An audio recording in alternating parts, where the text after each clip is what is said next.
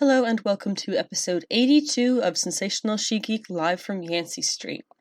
After taking a wee bit of a break over the last week, while I settled into my new job and all of that, we have quite a bit on this week's episode that I'm really excited to talk about.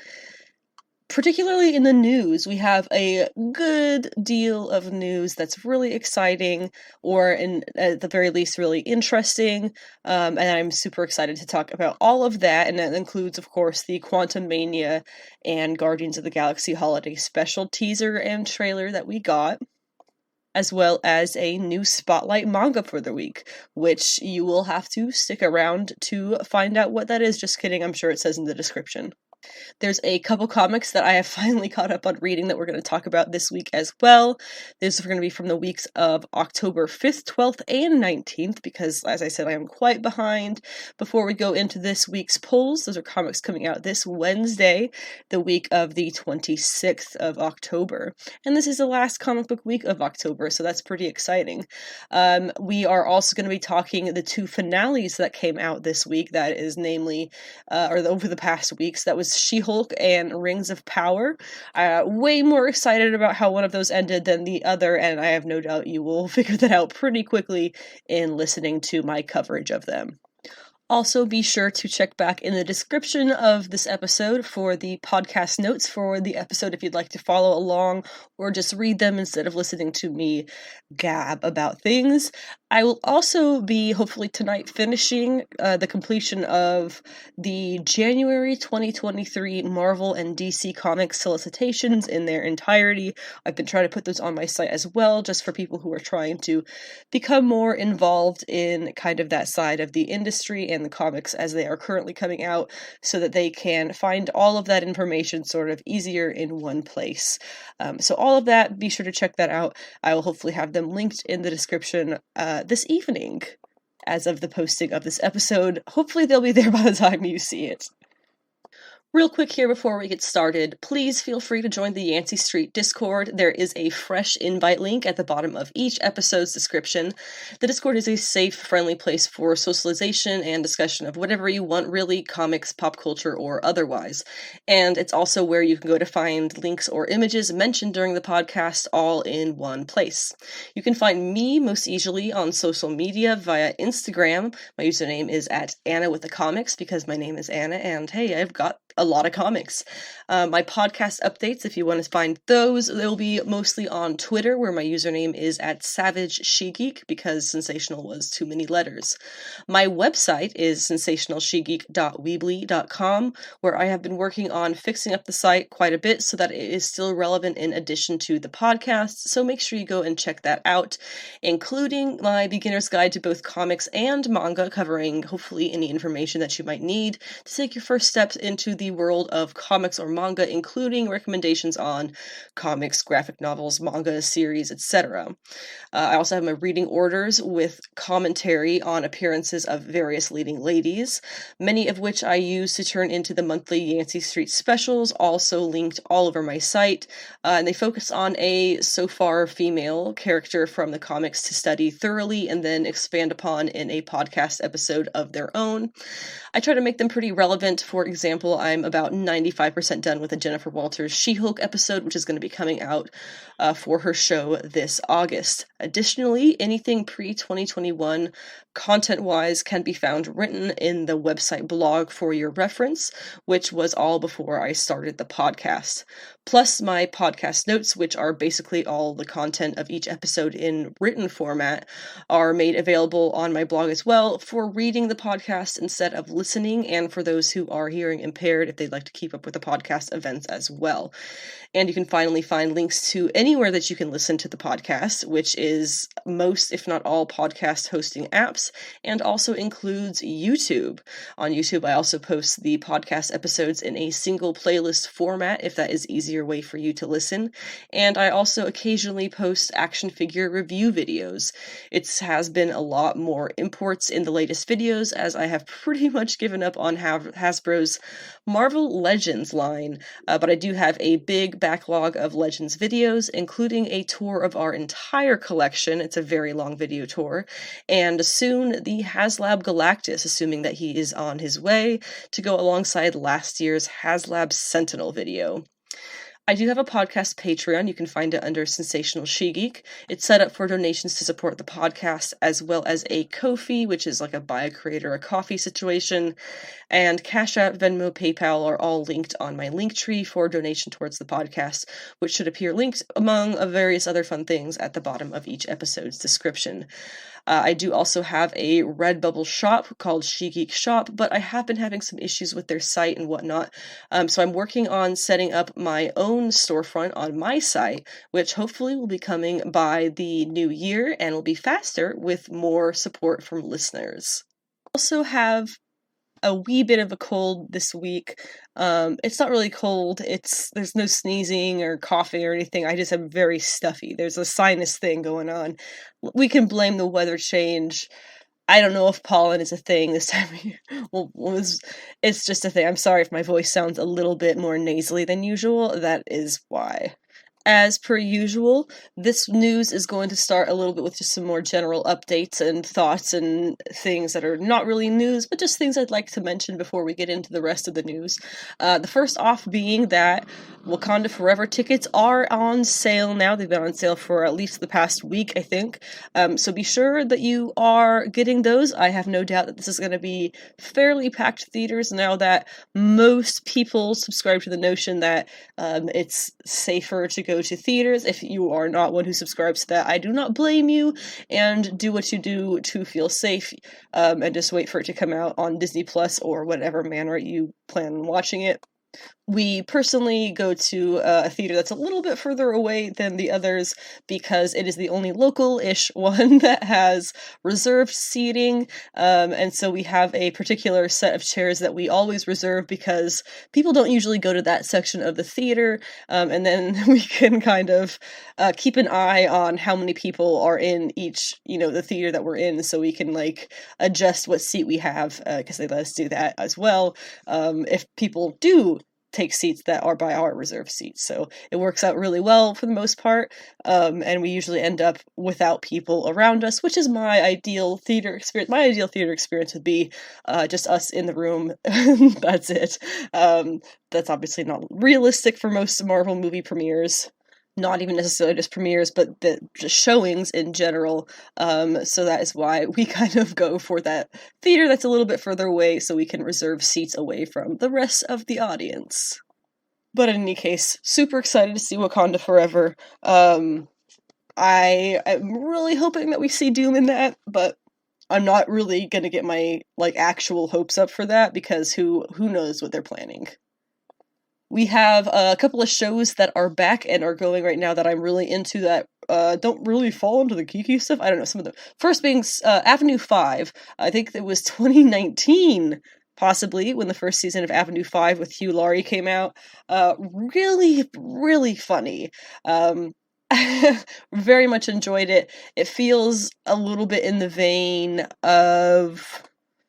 trying to think of the name of the Star Trek parody that came back, and I didn't like the new season. Whatever it's called. It's on Disney Plus as well. It feels kind of in the vein of that, in the term of in the sense of it's low-key a parody, but also just a hilarious comedy about all of these people who are stuck on this cruise ship in space for a very, very, very long amount of time. Really funny. The first 2 or 3 episodes of the second season are out. Really, really funny. I definitely recommend. I should think of another term than really, really funny. Definitely recommend checking that one out. Also back is Spy X Family. That is one that we're watching on Crunchyroll, and we watch it with the dubs so that we don't have to be watching the screen all the time. Really, really fun episodes already. Again, I need to stop with the really, really fun. I'm loving this. I don't even think they're calling it a second season. I think they're just kind of continuing it now a couple of months after the first set of episodes. And we're already getting some great, I almost said really, really fun again, some great new characters from the manga, so that's also quite exciting. Reboot is a new show that I am very much enjoying. It's kind of it's about a sitcom that was... Did I already talk about this on here? I don't think so. It's about a sitcom that has been rebooted, hence the title, and all of the complicated stuff that comes with that. Very funny. Shit. I only said very once that time. But I also, it was one of the actress from, the comedian from Crazy Ex-Girlfriend is one of the main characters in that. So if you liked her, you will most likely like this. So Help Me Todd is one that I put on my list here. It's fine. It's good. I don't think they had an episode last week. I'm not sure. I think it's only got 3 episodes so far, but they are, for the most part, quite enjoyable. Suffers from a few things that I'm kind of waiting to see if they're gonna change that, since we're still early in the season, but time will tell. And then on a less relevant side of things, Brendan Fraser, during the, I believe, some LA or California or possibly San Francisco premiere of The Whale, which he of course stars in and is getting tons of accolades for, he apologized to the city of San Francisco for his role in the George of the Jungle movie, which I think is pretty funny because obviously as a San Francisco person, it's like a big inside joke, that movie. Love that it takes place in San Francisco for the most part. It becomes really fun to just reference it as you kind of go through San Francisco and stuff, because it's a lot of iconic locations and things, and obviously what he's talking about there, for apologizing, is when he kind of, like, raided the Bay Bridge and kind of helped destroy it a tiny bit. He didn't really destroy it, he messed it with it a little bit. He wound up doing stuff on the bridge, and it was a whole thing. But anyway, the last thing before we get into the real news is I am aware that this past Sunday, the 24th, BBC's The Power of the Doctor from Doctor Who, Jodie Whittaker's final episode, has premiered. I will actually wait to talk about that until I am able to catch up on it. I haven't really found a place to watch it in the US yet, because iPlayer does not work in the US, and BBC America makes you sign in with a TV provider, which I don't have, as I'm sure many of us don't these days. So once I see that, I will talk about it. That being said, I have seen pretty much the spoiler of that episode, more or less how it ends, because we know that this was going to be Jodie Whittaker's regeneration into whoever the next Doctor is, and that was the whole spoiler thing, so it's only been a few days, and this is probably mostly being listened to by people who are in the US, if not everyone who is here listening to it is in the US, so I'll wait until that becomes more accessible in the US before I talk about all of that. But the spoilers that I have seen, I am curious about. I'm very curious about how they're going to make that work, and it'll be a year until we find out. It's not going to be until next year's BBC centenary, I think is what they call it. I don't know why they don't just say centennial, whatever, that we're going to be seeing finally that episode, the next episode of Doctor Who. There's only a couple of very minor, well, not quite minor, one's minor, but this first one I would not say minor. We're talking rumors. They're both involving the MCU. We'll save this, I guess, the smaller one for after, but this first one is pretty cool, in my opinion. The rumor is about Mephisto, and that he is going to be premiering as the head villain in Ironheart. And additionally, that he may be played by Sacha Baron Cohen, who I'm sure many people are familiar with from, oh gosh, The Dictator, Bruno, Borat. Ali G was his thing that kind of started his whole career. Now, a lot of people are hearing this and going, oh man, we're gonna get a jokey Mephisto. I agree with you. A jokey Mephisto would be pretty horrendous. But I think that he actually is, he does not get the credit that he is deserved for being an actual serious actor as well. And I compiled a little list of the awards that he has been nominated for, a number of which he has also won, but I didn't make that distinction. From 2013 to 2021, there is 7 different awards that he was nominated for, and an 8th, which is actually not a nomination, but he was an honoree for the Anti-Defamation League. He was given their International Leadership Award, which, fun fact, when he was accepting that award, he gave a speech directing criticism at internet companies, particularly Facebook, Google, and YouTube and Twitter, as part of, quote, the biggest propaganda machine in history, unquote, and claiming that their rules on hate speech meant they would have let Hitler buy ads, which, what we've seen with Facebook, maybe they really would. But some of the awards that he's been nominated for are for his roles in Les Miserables, Sweeney Todd, as well as, more recently, one called The Spy, and The Trial of the Chicago 7, which was a very big one in awards season, and he was nominated for roles, for his supporting role in that movie, and I believe he was kind of a fan favorite. He did not win all of them, but he did win a number of those nominations. So he is very capable of being a serious actor, for certain. On top of that, I would say that he 100% has the face for it. Now, ignoring the who and going back to the what a little bit, they're saying it's going to be Mephisto as kind of the head big bad for the Ironheart show. We already know that the show is going to be focusing on magic versus technology, so maybe Riri gets tripped up into something Mephisto related due to the magic side of things, like maybe she figures out that everyone forgot who Spider-Man is and he notices or something, but more likely this would be that he could be the source of the Hood's powers. The Hood is going to be the major villain for the show, and knowing that it's going to be tech versus magic, he's obviously the tech side and she's the magic side, so as her major villain, he usually has those kinds of, like, magical powers that come from some other kind of demonic force in the comics. Really, it would not be difficult at all to change that into being Mephisto, who gives him his powers.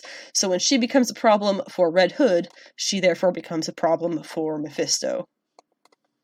We could also see Mephisto subsequently in shows like Coven of Chaos, which we know is the Agatha Harkness show that there's going to be coming out in the next couple of years. And I have no doubt a variety of MCU projects would benefit from having some kind of Mephisto reference in it. We already think that we had a reference to him in the She-Hulk show, when the party girl goes and makes a deal with a goat in hell. That would be pretty funny to see clarified as having been Mephisto. I don't know. Also, as for Riri Williams, we are about to meet her for the first time in Wakanda Forever, so make sure you get your tickets. The other smaller rumor that we have coming from the MCU involves the possible new directors for the Blade project. We know the last director left the project because there was really nothing good coming from it, and that was also becoming very frustrating to the Blade star himself, Mahershala Ali, who, again, himself has won 2 Oscars for, I believe, Best Actor, and as opposed to Jared Leto, actually takes that seriously. So the rumor for who these directors might be is Adil El Arbi and Bilal Fallah, who are the ex-Batgirl directors. Batgirl having been scrapped by Warner Discovery over the summer, to much chagrin of fans like myself. It seems that these two might have been tapped for the new Blade movie. They also did the final Ms. Marvel episodes that premiered over the spring, I guess it was. But I really enjoyed that. I know people didn't like it, but let's be honest, a lot of that was sexism and racism in a fun little combination. It was a very good show. Let's just be honest with that. It was good. It was fun. They did a fantastic job with showing the Pakistani culture where Kamala comes from. I could go on. But the fact that I really did enjoy that so much, I would be very excited to see these two brought in as directors for Blade, especially being men of color themselves. I really don't think that a white director has any business being in charge of the Blade movie. So that's a good look if that's what they're actually going for here.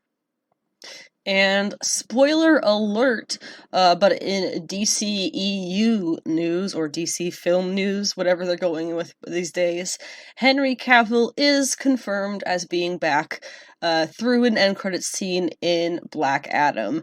This is not something that I am spoiling for you. If you somehow haven't seen this on the internet, congratulations, I guess. But Henry Cavill himself came onto his Instagram page yesterday and posted about how, yes, he confirmed he is back as Superman. He was in Black Adam, and they are planning further projects for his Kal-El, played by Henry Cavill. So there's also some claims that a Man of Steel sequel is also in early development, based purely on the Black Adam box office success. However, that could just be to make hype for the Black Adam movie, but I feel like Superman just being back is probably enough to get that hype of people to go see the movie, regardless of, oh, if you go see the movie, we'll get more. I think people just want to see him, period. And that's a good start. And based on what Cavill was saying himself in his Instagram video, it does seem that they have something planned for his character. Who's to say if it is a Man of Steel sequel? There's a couple of other things that we are kind of waiting to hear about if are happening over there in DC Films or not. So it's kind of a toss-up of what the next project seeing him in is going to be. One thing that I am almost certain on is that we can pretty much hope that it's going to be good, right? After all of this, they wouldn't bring him back, and he wouldn't sign on to have a plan, right? Like they know what they're doing this time, right? It's not that Superman is hard. That's the whole thing. Superman is very easy, but they struggle with it, and it's just been so mind-boggling that they keep coming out and saying, "Oh, we can't make Superman relatable." And guys, this character's been around for almost 100 years. Like, how can you not make that relatable? He's an immigrant alien in America. Like, come on, guys. Come on. This is going to be a good project, right? Whatever it is, it's coming. It's going to be good, right? I'm banking on you, Henry Cavill, to make this good.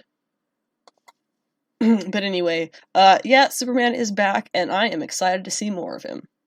Back over in the Marvel realm of things, and I would say the most definitely the most surprising news of the week is that we have recasted, this is not the surprising part, we have recasted Thunderbolt Ross.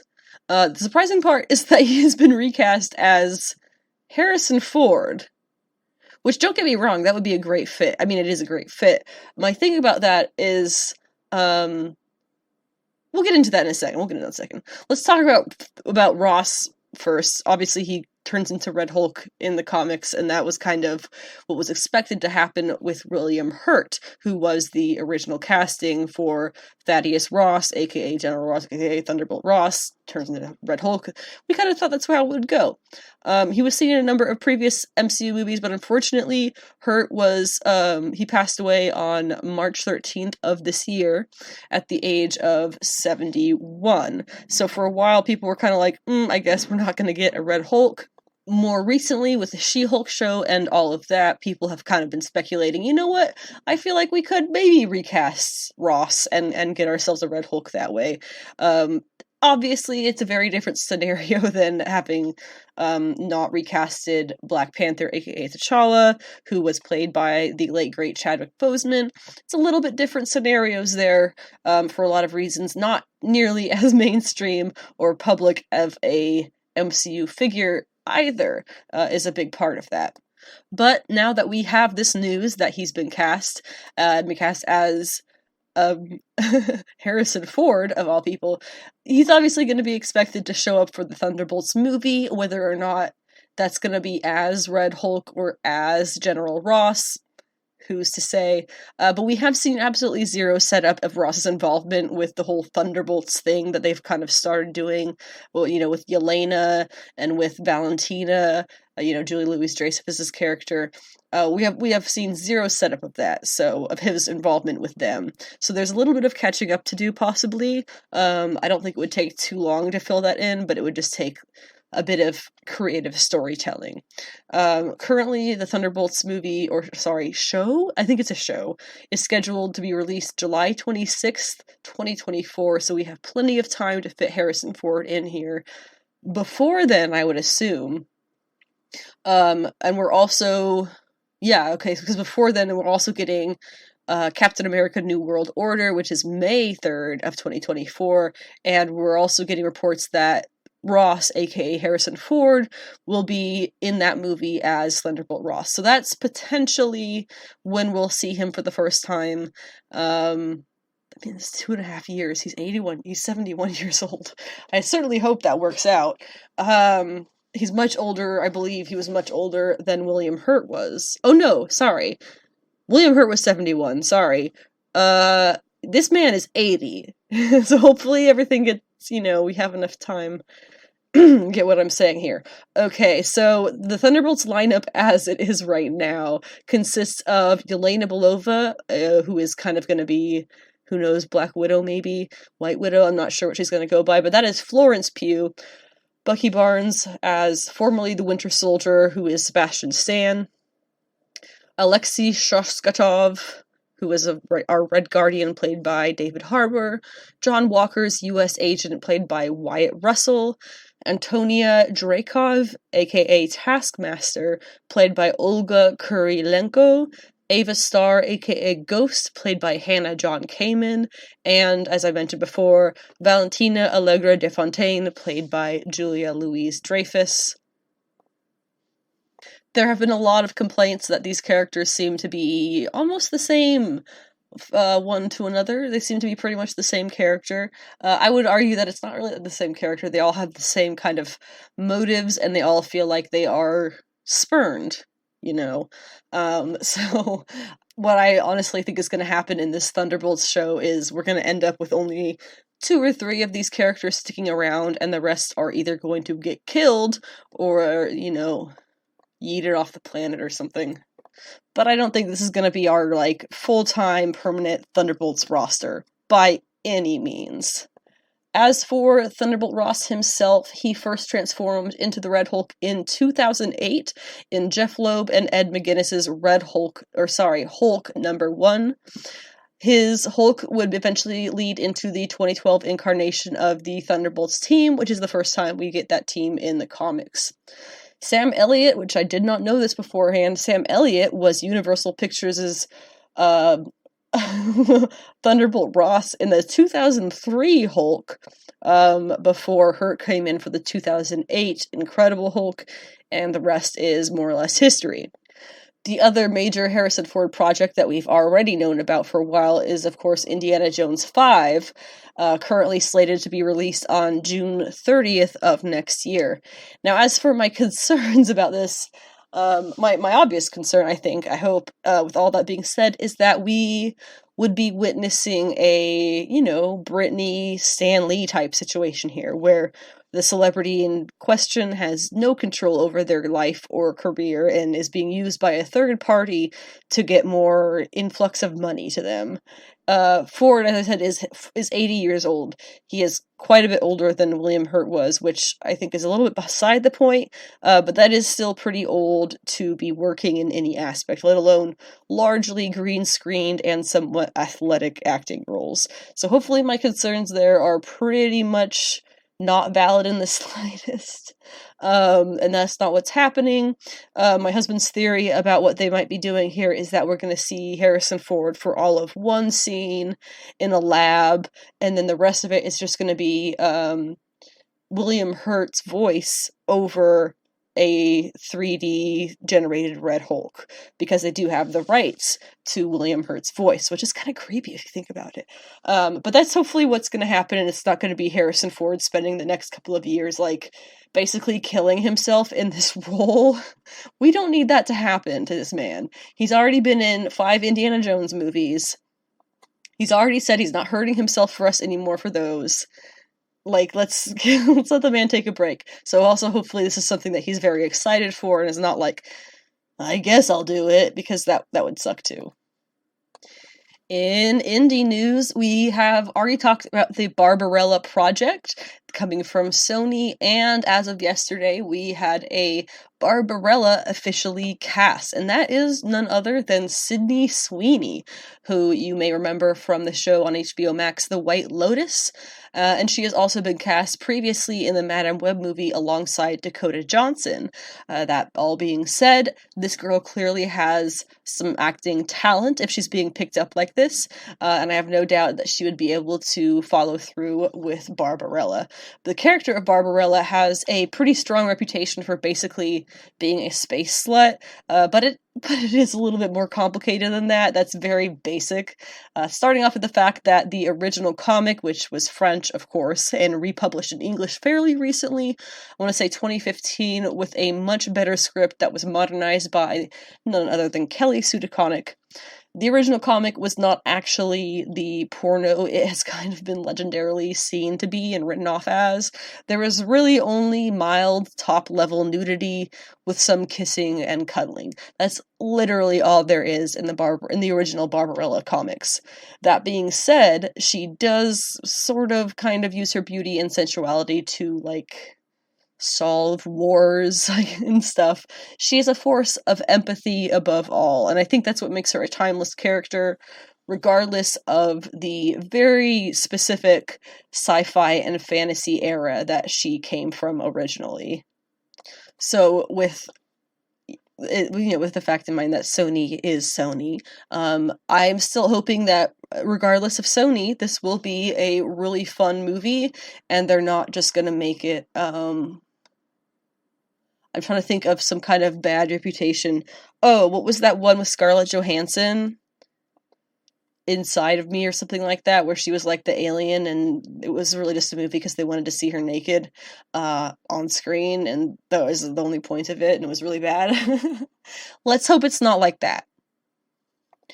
There are 2 points of slowdowns happening, slowdowns and cancellations, I should say, across the DCEU and MCU, starting off with the cancellation of the week, because it seems to be coming like that. This week lost us the live-action Zatanna movie. I believe it was a movie and not a TV show. It was never quite even clarified, but it was going to be coming from HBO Max, and those plans have officially been scrapped. Additionally, it's been reported that the film is being shopped around Hollywood to other streaming services, but I would not get our hopes up about that, because I feel like if this was something that has any likelihood to actually be picked up by somebody else, we would have heard statements of assurance from anybody involved, literally anybody involved, and that has not happened. So I don't think they're going to be trying very hard to get this picked up by somewhere else, or they just kind of know that no one else is going to pick it up, which does bring up a very interesting point in itself. Why? I just find it so weird how, similarly a little bit to Superman, studios seem to have such a hard time with the character of Zatanna. Zatanna. She should not be that hard. She is a crowd favorite character that has been asked for on the live screen for literal decades. We had her briefly in Smallville, played by Serinda Swan of the Future Inhuman show, and she was half decent. Serinda Swan's a great actress. It was the rest of it that was mediocre. They just need to modernize that, basically. It was like early 2000s. Everything from then, if you're going to remake it, has to get rewritten a little bit. It's all we need, though. Just modernize that. They struggle with her, and I almost want to say more than they do with Superman. The support is here. The fans are waiting for it. Just make the thing already. As long as you're not making it some offendedly cheesy, completely bad CGI, no scripts, no acting worth mentioning, unless it's something like that, people are gonna like it. Look at how many projects Zatanna has been in the animated media, and people have been all over it. I feel like every time a movie for the DC animated universe comes out, people just fawn over how great Zatanna is, because we are so thirsty to see her in her own movie in something live action. So just do it already. why are you pussyfooting around like this? Again, it's like what they do with Superman, except we haven't even seen them put an attempt of Zatanna on the live screen for movies at all. At least with Superman, they've made attempts. I would say Henry Cavill has absolutely... There's nothing bad that he does with his Superman. He's a great Superman. The only bad things that have come from his Superman have been due to the, like, writing and directing and things like that. He is a great Superman. I feel like as long as you have the opposite of that, where you have the writing and the directing and everything spot down with Zatanna, you can get it done. I feel like you can get it done. Just do it. Just do it. So that was the cancellation. The slowdowns come from the MCU, and this comes from a Variety article where it was all kind of originally published as a whole. A number of Marvel movies have now been pushed back. Let's see, 1, 2, 3, 4, 5 Marvel movies have been pushed back now, including Blade, Deadpool 3, Fantastic Four, Avengers, Secret Wars, and then 2 others. Well, I should say, one other, and then a 6th has been removed from the calendar entirely, which could mean that it's been canceled, or it could mean that it's been pushed back so far it's not on the calendar anymore, which is another possibility, because that's kind of how these things sometimes work. But as for Blade, we've gone from November 3rd, 2023 to September 6th, 2024, so almost a full year pushed back. Deadpool 3 has gone from September 6th, 2024 to November 8th, 2024. It's just a couple of months. Fantastic Four, and that looks like that shift happened because of Blade. Then Fantastic Four has shifted from November 8th, 2024 to February 14th, 2025. And that shift kind of happened because that was of Deadpool 3. And then due to that Fantastic Four shift, the movie that was being released on September 14th, 2025 is now moved to November 7th, 2025, which is also a solid 6+ months, where these other ones were max 3 months difference, right? September to November, November to February, but then February to November is 6 months. So that one's possible that they know that they actually need that time, less of they're trying to put more time between things. And then finally, Secret Wars has been delayed from November 2025 to another 6 months later, May 2026. And then that last May 2026 one has been removed from the calendar, which my theory is just that it's been pushed so far back, it's no longer in 2026, and so they don't have a 2027 calendar yet because it's 2022! And they aren't that far into pre-production of things. All in all, I do think this is very good news. Particularly the fact that Blade has been shifted almost a full year. They were supposed to be starting... I believe in November or December of this year, they were supposed to be filming that movie. Obviously not gonna happen. Because they are not quite ready to confirm if they have new directors for it, and they have completely scrapped the script. The only thing that they have right now, it seems, is Mahershala Ali and Kevin Feige desperately clinging to the strings of this project, which we will see to fruition. God, I hope so, because it's been so long since they announced it, and it was such a big deal, and Mahershala Ali has done such great things with his career since then that he could just easily walk away from this and not lose a drop of sweat. So I'm really hoping that he sticks it out and has faith in the company and the creators and the comics and whoever else and the fans, and we do get to see Mahershala Ali as Blade in 2024. And then the rest of these, I think for the most part, were pushed back because of that. Which, again, I think is fine because it gives them more time on all of these projects. It was becoming super clear that they were trying to do too much too fast. Really currently are trying to do too much too fast as well. And some things were starting to suffer because of that. So it's nice to see that that has been acknowledged and they're taking steps to fix it, hopefully. The last bit of DCEU news, and I'm not really sure this even falls into DCEU these days. I don't know what that even stands for this time of year. this point in life, whatever. Matt Reeves has been giving some information about his future plans for the Batman. Obviously, we know that he is getting that sequel, and that he is getting I believe, the Penguin show still. I'm not sure if the GCPD one is ever getting off the ground, but we know about the Penguin one. Other characters who he is going to develop films and projects for in the future, specifically villains he has in mind, include Clayface, Professor Pig, and the Scarecrow among the Penguin list. This really makes a lot of sense to me. I know people on Twitter were arguing about how grounded or realistic the Batman is. It's not realistic at all. It's just that it's more grounded than the general superhero media. Not that it is entirely grounded. It's just more grounded. So let's just go with the term grounded to describe how this kind of style of movie Reeves is making for these Batman characters, and just go with that. So Clayface, you could easily ground him in just being a horribly deformed person. We already know how he's doing the Penguin. Professor Pig, he could be a serial killer who wears a decapitated pig's head over his own when he commits crimes in a meat house.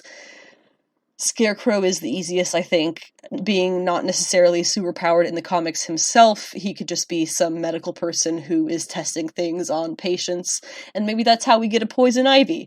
I feel like it's very easy to twist comic characters and villains to be a bit more grounded than their generally fantastical origins had originally made them.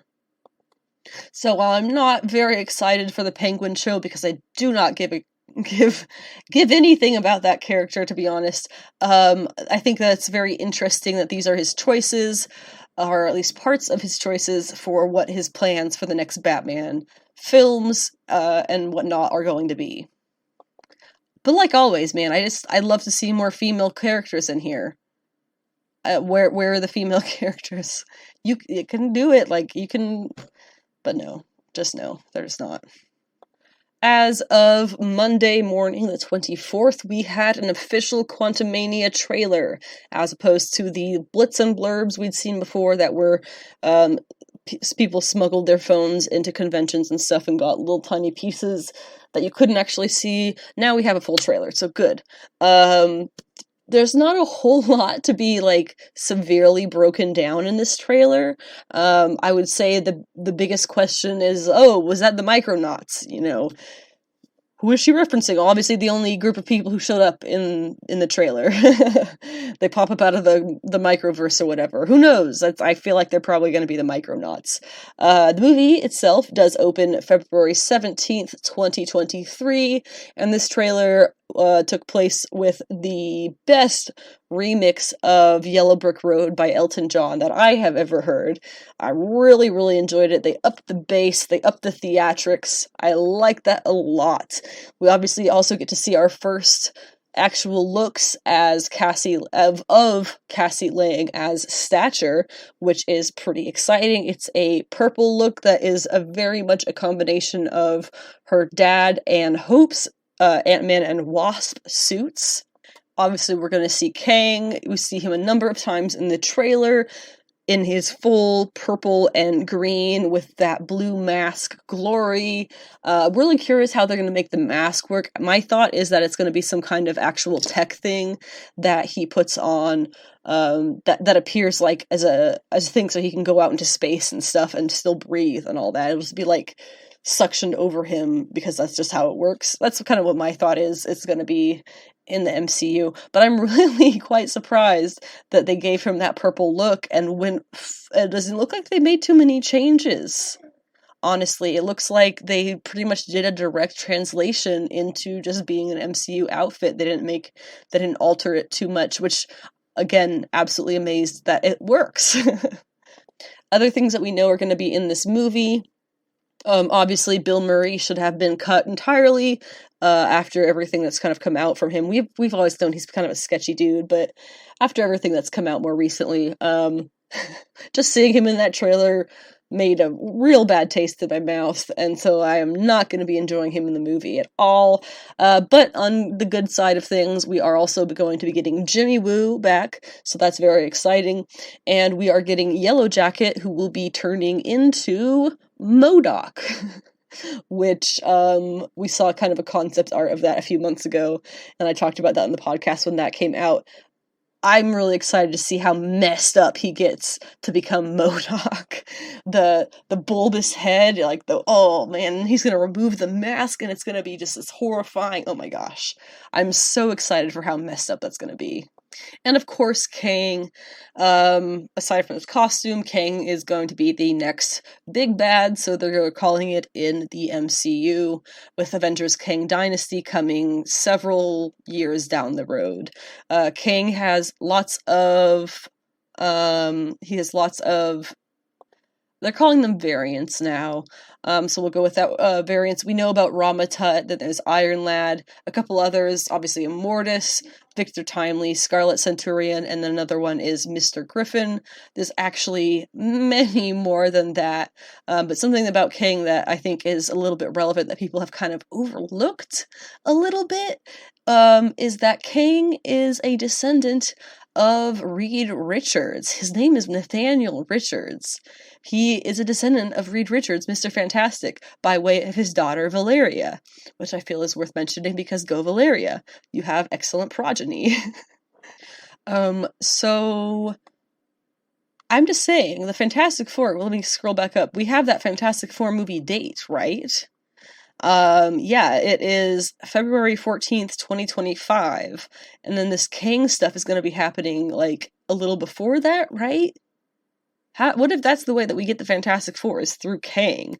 Because, honestly, I mean, he's involved quite a lot. He is a descendant of the Richards family. Like, I feel like people are kind of washing over that when they talk about future stuff for Kang in the MCU, but we'll see. I did want to say one other thing. There's a lot of stuff that's been coming out with good stuff, nothing bad. Good stuff that Kendrick Lamar has been putting out recently, and with the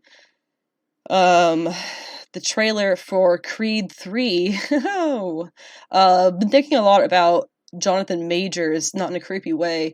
His acting career is what I'm going for, as well. I just wanted to, like, make a little, say a little something about the two of them, because they are all kind of wrapped up in the MCU a little bit in unique ways.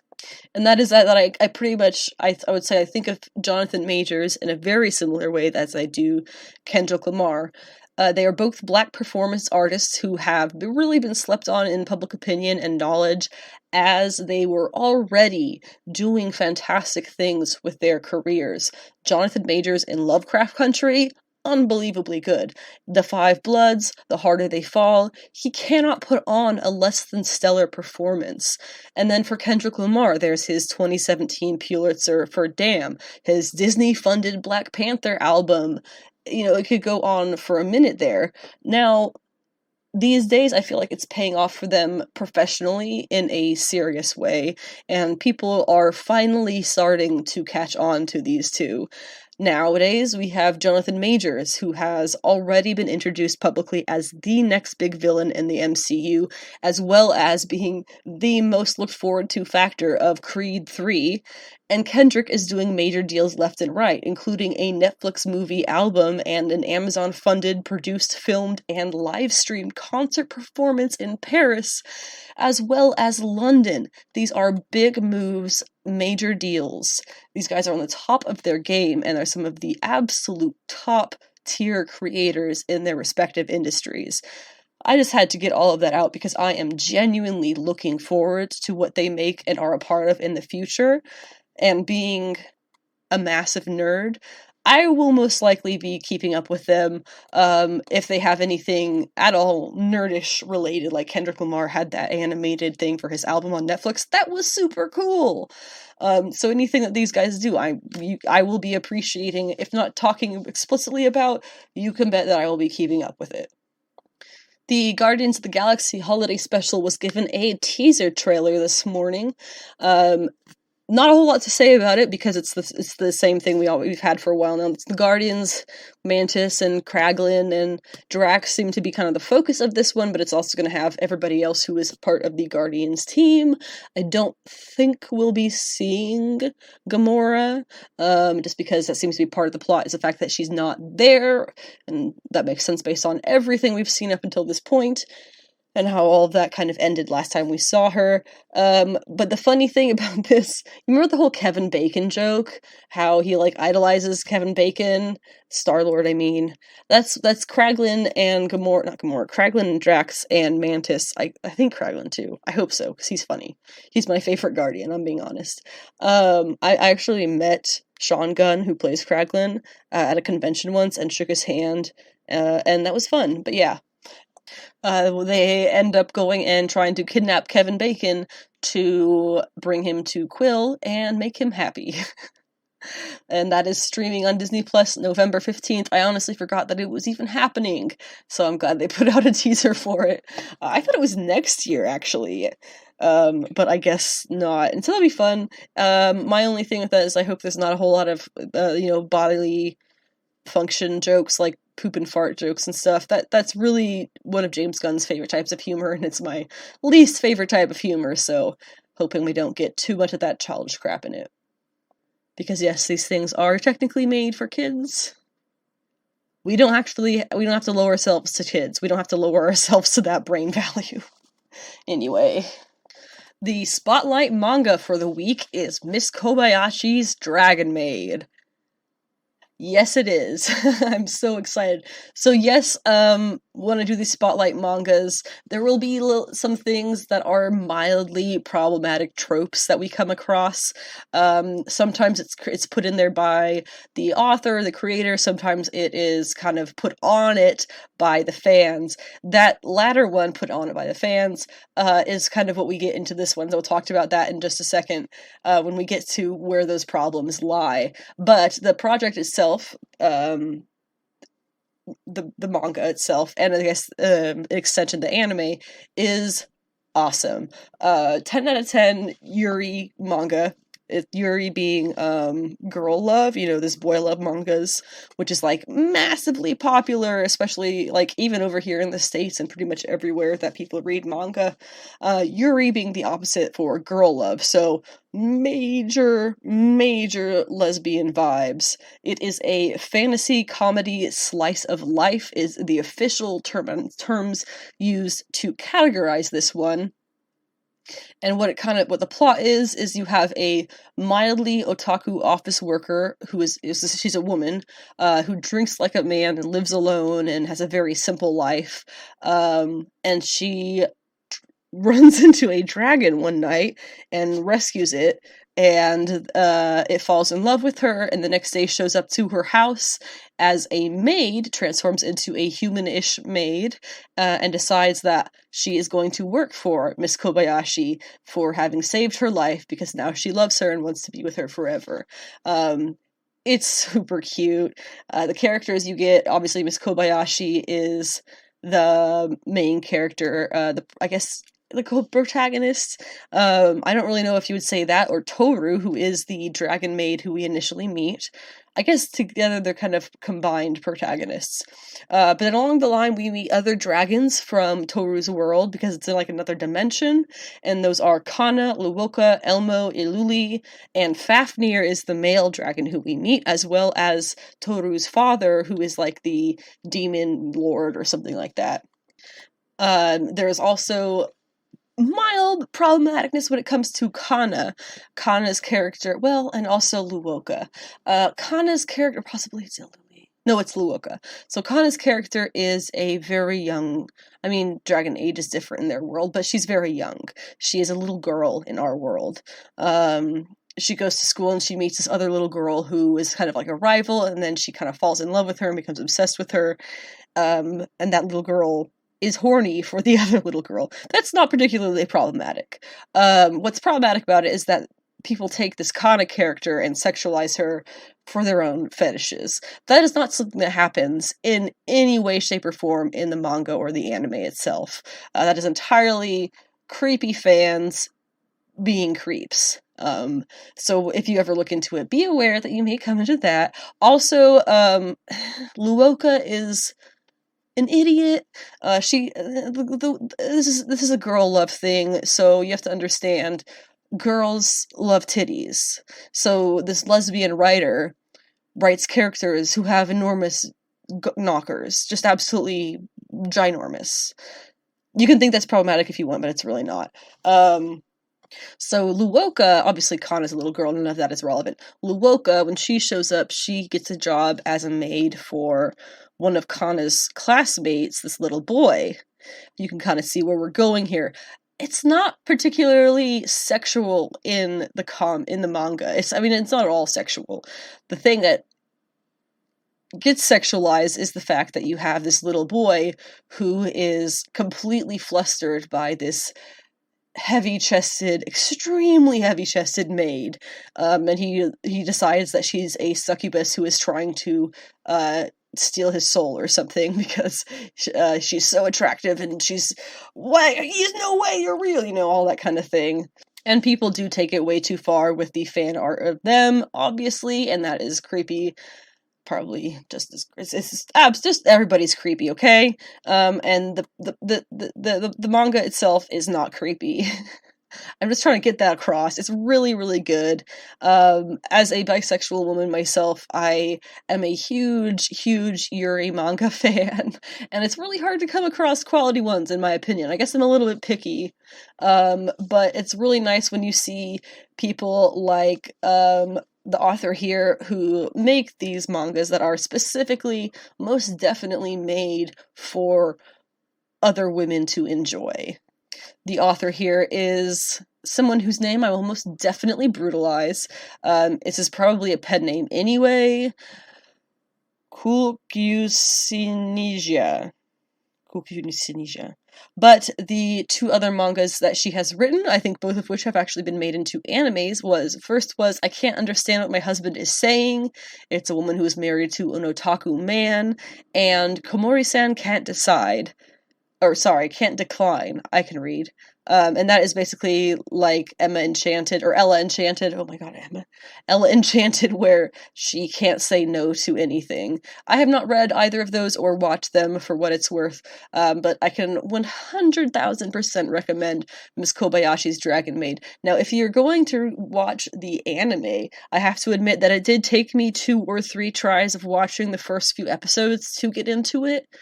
Usually, if it takes that much for me to get into something, it's never going to catch on for me. But this did, and I'm really, really glad that I went back and tried it that many times, because I have now watched both seasons twice. I am absolutely in love with the characters. I'm reading the mangas as quickly as I can.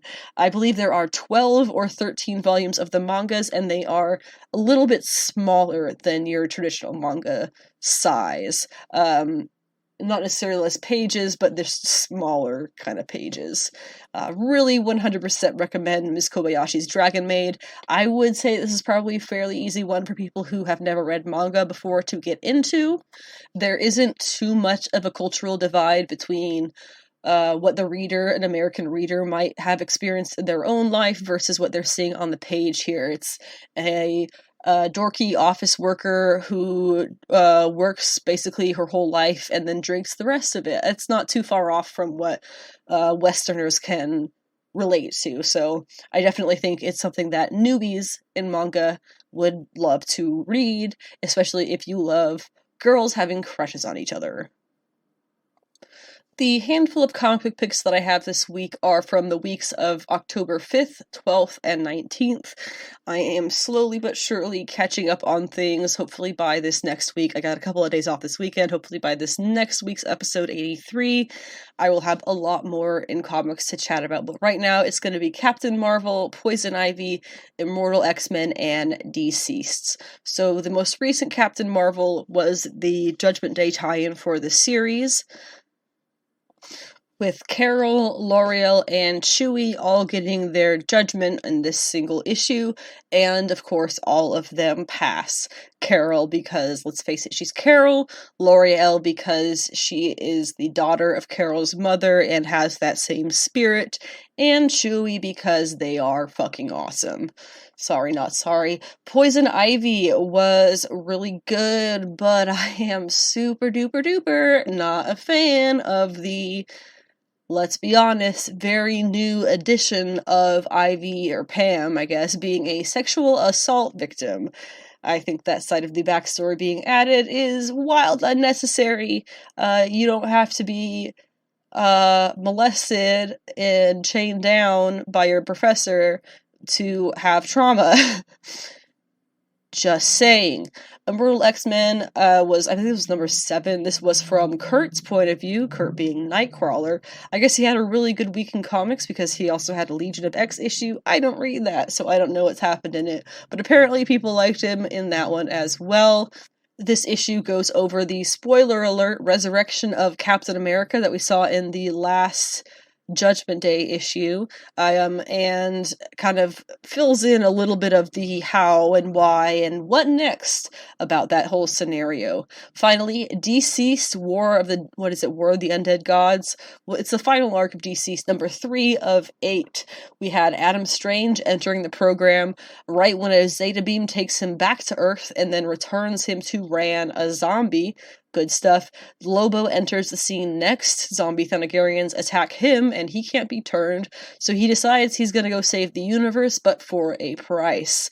Meanwhile, on Themyscira, Ares interrupts Diana's funeral. He says war is coming, because what they just went through was not actually war, it was simple defeat. The war is nigh. He says the war will end all, and has happened before. They did not win last time, and they will not win again now. In the end of the issue, Erebos arrives. I have not figured out if that's an original character via Tom Taylor, but apparently he is the end-all be-all of everything. We're going to run through this week's comic book picks pretty quickly. These are all coming out the week of the 26th of October.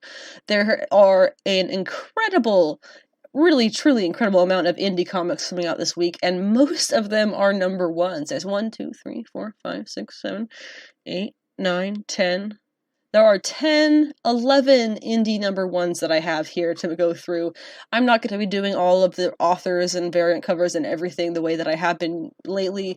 I'm kind of going to just swoop over them all in a big cluster. So from Silver Sprocket, they're doing Al Dente number 1. Silver Sprocket publishes a lot of really cool zines, or I guess zines is what they are, and queer and people of color friendly materials, and they have pretty much entirely adult comics, so keep that in mind. From Source Point Press, they have A Guardian number 1, which is kind of a mid-level fantasy story, and The Argus number 1, which will involve time travel. Dark Horse Comics has Dead Mall number 1, where a group of 4 teenagers, a night of exploration in an abandoned mall is going to become a shopping spree from hell. At Opus Comics is Eternal Descent number 1, with a cover by Megan Hetrick and a cover by Rian Gonzalez. I'm a huge fan of both of those. In this one, a doctorate student falls into an occult and music crossover world. Scout Comics is putting out Mista Ista number 1, where a galactic adventures of the third best assassin in the universe will be seen. Archie Comics returns with the return of Chilling Adventures in Sorcery number 1. This is Madame Satan escape and continue of her own adventures. At Sumerian Comics, Sarah Lone number 1. A young woman with a rough past finds herself caught in a destructive spiral after the brutal murder of her father. At IDW, we get a new Star Trek series, kicking off Star Trek number 1. Boom Comics has Damn Them All number 1, a woman who is charged with the mission to hunt down 72 escaped devils and turn them all back to hell. Vault Comics has Barbaric Axe to Grind number 3 of 3. I'm still tracking down number 2, but it is a wonderful series, and I definitely encourage people who like violent video games to check it out. At Image Comics, they give us Lovesick number 1. It says the Lovesick Club is an exclusive site specializing in erotic, violent entertainment on the dark web, but there are those who believe the lead dominatrix is a mother demon and aim to punish her. It's a lot of creators who are in on that one as well. Flawed number 2, a therapist goes vigilante on the worst of the worst, and Sins of the Black Flamingo number 5, the final issue of the arc. or the story, I should say, is the final issue of the whole thing. At DC Comics, they're giving us Gotham Knights Gilded City #1, which is a prequel to the Gotham Knights game. Catwoman Lonely City #4, which is by Cliff Chiang, and it is the final issue of his Black Label magazine-size series. Harley Quinn #23 is Who Killed Harley, Chapter 2, with covers by Lee Lee, Rachda Lynn, Megan Hutchinson, Will Jack, and Nathan Serzi. Riddler Year 1 is the origin of the Riddler, written by Paul Dano, the actor who plays the Riddler. And Punchline, the Gotham game #1, is from Leah Williams, I believe. And Punchline is going to get her Royal Flush Gang. We have covers by Rose Besh, Derek Chu, Guillaume March, Raphael Albuquerque, Ivan Tao, and Mateus Manhanini. And finally, at Marvel, Judgment Day #6 brings us covers by Mark Brooks, Adi Granov, Art Germ, David Nakayama, Valerio Giangiordano, and Peach Momoko. New Mutants #21 has a guest writer of Charlie Jane Anders. The Variants #4 of 5 is coming out by Gail Simone and Phil Noto. Strange #7 has a really cute Luciano Vecchio variant, but I have low hopes for it. Strange Academy Finals #1 has a Peach Momoko and Rico variants, both of which are really fun. It's also the second Strange Academy series, and the first one was pretty stellar, so I definitely recommend, if for no other reason than an investment, you pick up at least the first issue. The She-Hulk finale happened last 2 Thursdays ago. It happened a while ago. The finale episode was titled, Whose Show Is This? Without a question mark, so I'm not sure how you're supposed to read that. There was a lot of things that you can kind of go over in the show. I'm not going to go too detailed into it because I still have a lot of problems with the whole show itself, but not at all what, the general public would expect my problems to be with it. So basically it starts with Jen waking up in jail after having rampaged through the whatever it was celebration she was at, the award ceremony. She's woken up to new rules, no job, and no home. She gets kicked out of her apartment, loses her job, moves back in with her parents. They keep asking her to help move big things, and she can't because she's now restricted to never being She-Hulk again via an ankle monitor. It's just all very, very complicated for her all of a sudden. But at the same time, not really. So I guess she decides to go to Obamastay to go talk to Abomination about her problems. And when she gets there, it turns out that is where the celebratory party for the Hulk King and their anti-She-Hulk crusade have all kind of ended up. And my first major disappointment of the episode was the fact that it was not leader involved in this in the slightest. It was just that Josh character, or whoever he was, just was mad that she wouldn't date him, so he sent this attractive guy to go sleep with her and get her blood. Like, it was, I'm sorry, that's, I get what's happening there, but wait, that's all you could come up with? Some dude who calls himself Hulk King and then becomes Hulk for all of 5 minutes? That's it? It was very disappointing.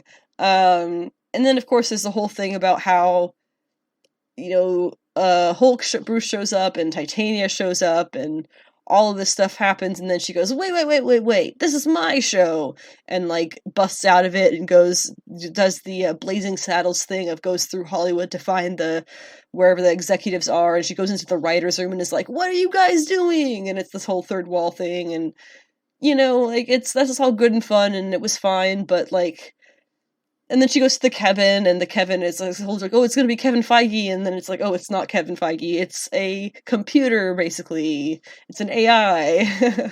And so she sits down and talks to the AI about all of this stuff that she, why did you have to put Bruce in my finale? And, oh, Hulk King, that's so stupid, oh, yeah. And she makes comments about the X-Men and, whatever other characters it was that she was teasing. And then I guess they, make their decision about what's gonna happen, and she goes back, and it, replays, and, what she wanted was, Abomination to take, responsibility, and so he kinda does, but not really.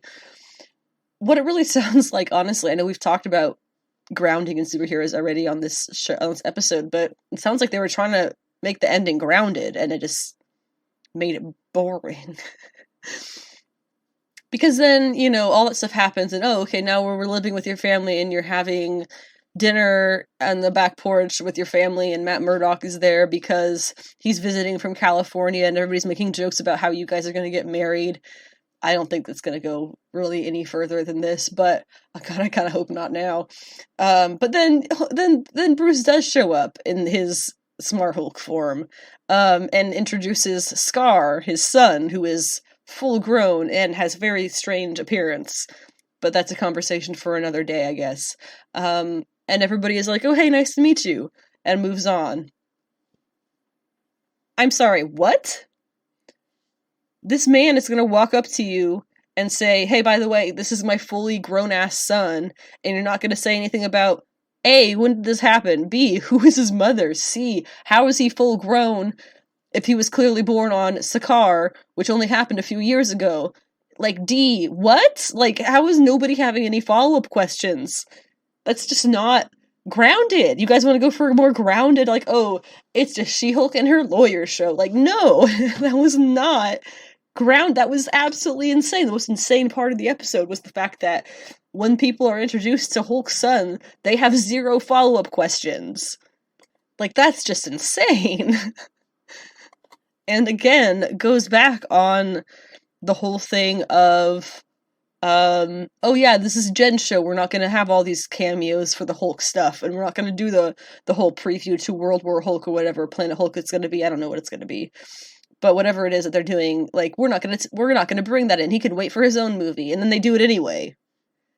And the whole thing of her saying, "Oh, I just want to be Jen. I don't want to be," and then she's constantly She-Hulk, and then she gets She-Hulk taken away, so to say, and she's very upset. Like, it's so wishy-washy. This whole thing was so wishy-washy. And I'm not saying it was a bad show. It was a good show if you, for the most part, if you don't give a shit about her character and the history that her character has ever had. Because at the end of it, I still wind up with these questions of, why did you bother to make all of these changes from her comic story?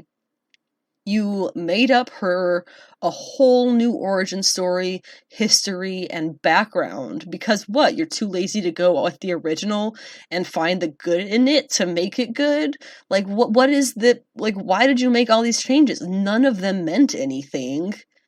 You just ended up with a whinier Jen, who didn't have to prove herself so much because she has this nice cushy landing pad of her whole ass family. Whereas in the comics, she had a father who was at arms with her constantly, was a sheriff who wanted to kill She-Hulk.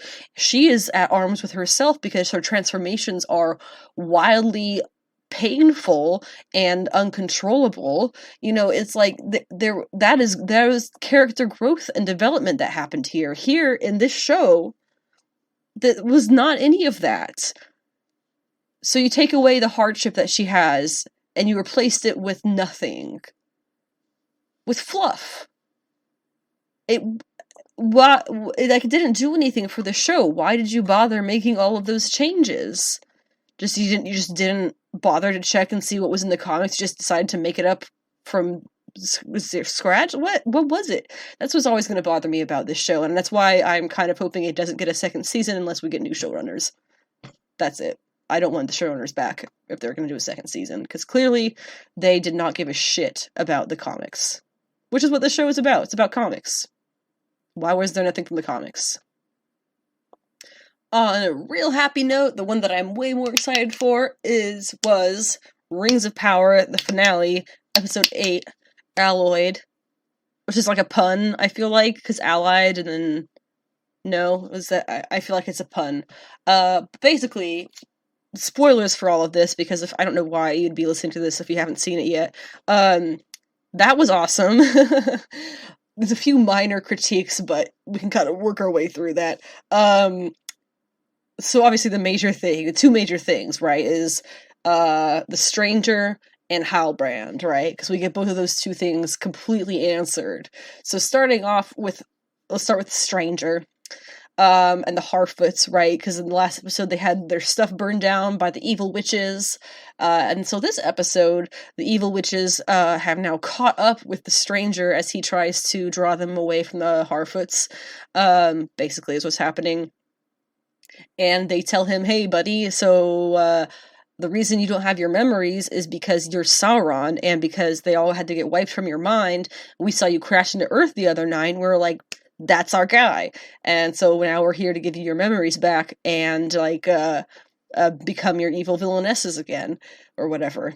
And they have this whole fight with him. The Harfoots show up and they try to rescue him, and it's a trap, and it's actually the creepy white-haired one, and in disguise. Really crazy magic stuff that they do. Honestly, these bitches were cool as fuck. Getting really excited.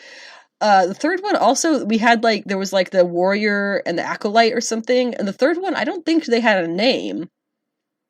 But in any case, whatever it is that happens to them, they run off or get killed or whatever. I honestly don't remember right this second. I didn't do too much prep for this. We're freeballing. I know words. And so he's like, no, I am good, and he's, you know, rejects the claim that he is Sauron, basically. And at that point in the Revelations, you know, we could still definitely be like, okay, so he's still Sauron, he's just refusing to acknowledge it. But that's not what happens here, because the Harfoots do overcome their evil witch ladies, and he's like, the stranger's gonna go off and, you know, continue his journey. The Harfoot leader dies, and it is like, rips your dang heart out. Oh my gosh. And then the scene the next morning, where she, like, goes over all the lists and stuff that that he'd made for years, and leading the Harfoots and everything, and she's like taking up where he left off, and they were always at each other's throats because they're always like, oh no, I'm right, you know, do it my way, and now she's doing it his way because that's, oh my gosh, it was so good. Obviously one of them had to die. I'm just really happy it wasn't Poppy, because Poppy has clearly lost more than enough. You know, her family was left behind, or fell behind, I guess. That was something that we kind of figured out in an earlier episode. And now she's being left by her friend because she has to basically admit that Nori belongs with wherever the stranger is going, that he needs her and she needs adventure. So off she goes, and the thing that cements the fact that he is motherfucking Gandalf is, I was losing my mind, because he looks and he's like, and she's like, where do we go? And he sniffs the air and he goes, this way, it smells sweet there, it smells sweeter this way. And I was like, oh my god, he's gonna say follow your nose, and he goes, when in doubt, always follow your nose. Oh my god, I lost my shit, because that's what he says in the Fellowship. That was done so well. And that's why I think people haven't been complaining about the fact that they changed the timeline a little bit to make that work. Also, could I add in here that, I guess, okay, I was going to say we don't actually know that the timeline is the same in that part of the story, but yes, I guess we did see the destruction that Mount Doom caused, the eruption, so scratch that. We do have to acknowledge that it's the same timeline. But anyway, that change, I don't think people care about too much, because they just handled that so well. That was such a satisfying conclusion for that arc of this part of the season to go to. Loved it. The other side of massive reveals for this obviously being Halbrand is fucking Sauron. Called that one. Super stoked about that happening. Basically, Galadriel, like, figures out that the line he claims to be a part of died off, like, super long ago, so clearly he's not that. And he looks at her and goes, well, I did tell you I took this off a dead man. And he goes through every point in their story together where he was basically given an opportunity, or given a chance to continue being the Halbrand everybody knows and loves. Like, oh, Galadriel said, but at Numenor, you stayed to help us. And he says, no, you convinced them to not kill me, or whatever, to not send me off. And she realizes that every step of the way that he has gotten a step up that Sauron has gotten a step closer to her and to Middle-earth, and all of that is because of her own help. It's nuts. Like, he straight up told her, I got this emblem off a dead man, and she just assumed that he was making it up. That he was trying to hide the fact that he was the true king. True king line died off a long time ago, and he was not lying that he took it off a dead body. It's just insane how he just let people assume he was good and got everything that he wanted when he wasn't actually proving himself in any way at any point in time. The best that he did was, like, show them where the Southlands were being attacked. And even then, they probably could have worked it out without him. And he does a really great job of going into Galadriel's mind and showing her the sequence of them on the boat and going through all of that again, or the raft, going through all of that again. And I think what a lot of people are kind of mistaking what he's saying to her, the fact he's kind of doing the same sort of thing where he's saying one thing, but he kind of means another. When he's saying that she could be his queen and they could rule together. This does not mean that he is simping for Galadriel. This does not mean that Sauron was ever, like, going to take her on as a equal in ruling. That is not what is happening. Because, granted, he shows her that vision in the water of him and his, basically, witch gear and her in her armor, and that was a really cool thing to see. Loved it. Power couple, awesome. That's not what would happen. It would be, he is telling her all of these things to get her to submit to him. Her being his queen is her submitting to his rule. All of that is still leaving him in the position of power over her. And that's why having them allied, so to say, in that way of, emperor and empress, as it, might be, then that isn't actually giving her a step up.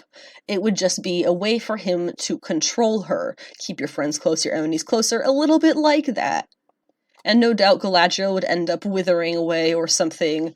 I don't know. But that's kind of what he was trying to do there, and she obviously shuts it down. And then Elrond shows up and helps her kind of come back to reality, which is really, really what she needed at that point, after all those really bad visions of Sauron. And then everybody figures out, he was Sauron, they all get on the same page, and the three elves in the room, which is, of course, Celebrimbor, Galadriel, and Elrond, they basically figure out that everything that he was doing to create a powerful ring here was for him to get that power. So they have to alter what they're creating with the mithril that they had, that was the mithril that Halbrand was like, oh, what if we do this? And we create alloys that it goes with. And yeah, people are saying Celebrimbor should have known that, but I think all of us have been in a place where we're too close to a problem to see a solution, and then somebody who is from the outside walks in and points it out in a second. I think that's happened to all of us at some point, so it's not too far off to be believable. The thing that people do kind of have an issue with that I can understand to an extent, the melting down of Galadriel's knife from her brother. That's not the issue. The issue was they put it in a thing. It's 3 different kinds of metal, or 2 different kinds of metal, or whatever it was, and they put it in a thing to melt it all down, and then it came out as multiple different types of metal. I'm not a metalsmith, I don't know really how these things work, but in my mind, they would have melted into one. These guys are elves, they're special metals that are super pure. It's possible they just all melted and it was like water and oil, and that was, they didn't come together at all. So that's what I'm going with for that. Now, my question for anybody listening, if you have the answer to this, because I have not found it online, is why we know what Galadriel's ring looks like when we see it in the Fellowship. Kate Blanchett wears it. Why does it not look like that now? The 3 rings that they made are entirely different in appearance than the 3 rings as they are in the original trilogy. Why is that? I thought that was Elrond's ring, Galadriel's ring, and then the one Celebrimbor has is going to become Gandalf's ring, right? I thought that's what this was. Is that not the case? I'm genuinely asking. And of course, this was not the full seduction of Celebrimbor. We are going to have Sauron come back as Anatar, and he is going to then convince Celebrimbor to make all the rest of the rings, so that he may have dominion over the dwarves, the king, the men, and whoever else it was that he made the rings for. I thought it was the history, though, was reversed. I thought he made all those rings for Anatar before the 3 Elvish rings were made, because I thought the 3 Elvish rings were made in response to finding out that those rings were for the dominion of their species. But I guess this time they've made the 3 rings to prevent Sauron's dominion before he has even made the other rings to take over the other places, I guess? I don't know. I'm a little bit confused about that part, but I have no doubt it'll be explained in the subsequent seasons, because we are getting 5 of these seasons. Don't forget that. And we also have so much more that we didn't even touch on in the finale that they have to cover in more seasons, so I am very excited. A lot of people are saying that it's possible Galadriel has already had her daughter, who was going to go marry Elrond. That's very possible. I don't think I had mentioned that before, but that's kind of what I'm banking on now. And then her husband will just show back up at some point in later history. Or maybe he'll show back up and he'll have her daughter then. But then Elrond will be, like, raising her. I don't know. That's just elf stuff, I guess. Weird elf time age differences. Gets weird if you think about it too much. But that wraps up this week's episode of Sensational She-Geek, live from Yancey Street. Thank you for listening to whatever portion of the episode that you were able to. I will be back with episode 83 next Monday, September 5th. Oh no, it'll be Halloween. So it'll be either Halloween or the 1st of what is it, November. I'm also going to be getting the Zatanna special out at the end of the month for the Halloween special. I know I didn't get the Jessica Cruz one out yet. I'm saving that now for the end of the year because I have a couple that I need to make up for the end of the year. And so keep an eye out for all of that. I am going to be posting the January 2023 Big 2 solicits on my site as well. So there's plenty to look at if you want to go there to check out what all my updates are going to be this week. It is officially fall. The weather is chilly, and I love it. Still, hydrate, hippies. The cold does not mean you need less water. Have a great week.